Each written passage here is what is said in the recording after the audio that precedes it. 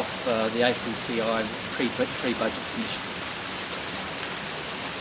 Australian business agrees with Wayne Swan's call for a tight budget on the 10th of May. But based on what the Treasurer has said, we don't think that's enough.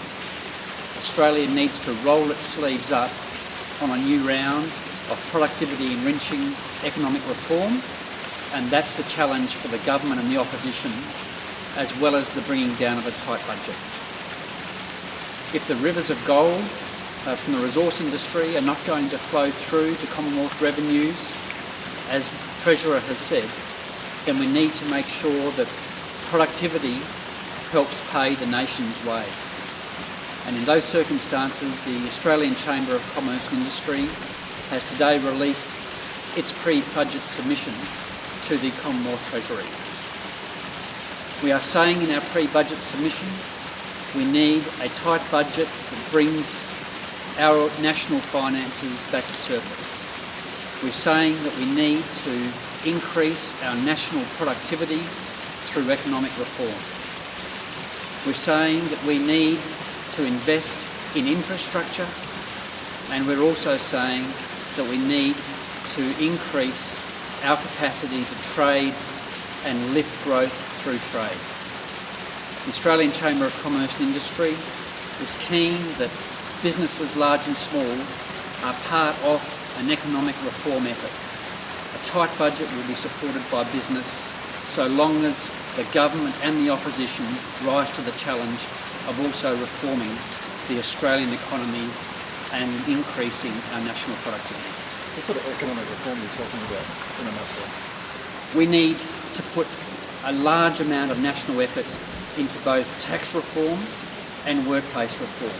Based on what Wayne Swan has said today, there can be no doubt that workplace reform is absolutely essential if our country is to pay its way. We have to invest in skills and workforce capacity. We also have to make sure that our rules for regulating employment are able to match our desire to lift our national incomes. And that means that both the government and the opposition need to discard the farce of the last 2 years where industrial relations changes have been a no-go zone.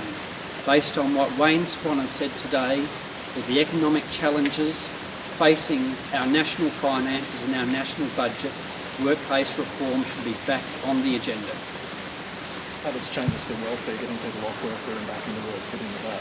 Increasing workforce participation is a critical part of industrial reform. We need to make sure that our employment rules are flexible enough to allow transitions into the workforce from people who are currently on welfare back into work. We need to give incentive to employers to employ people in different ways, hard and fast rules about when, where and how work can be organised, or who employers can talk to and when about changing rostering or working arrangements simply won't work in the modern environment if we're going to increase participation.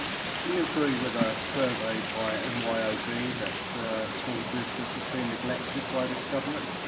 They were arguing that they talk about the company tax cut, but that's not going to affect a vast majority of small businesses. Small and medium businesses are doing it very tight. Not only is the national budget tight, but the circumstances of small and medium businesses are very tight. Most of them are in the slow lane of the two-speed economy. And if the Treasurer is right today, and we're not going to have the rivers of gold flowing from the resources industry, then we need to lift the capacity of small and medium businesses. That means lifting their capacity to increase employment, to benefit from a lower cost structure. Tax reform and workplace reform are crucial parts of that. Thanks very much.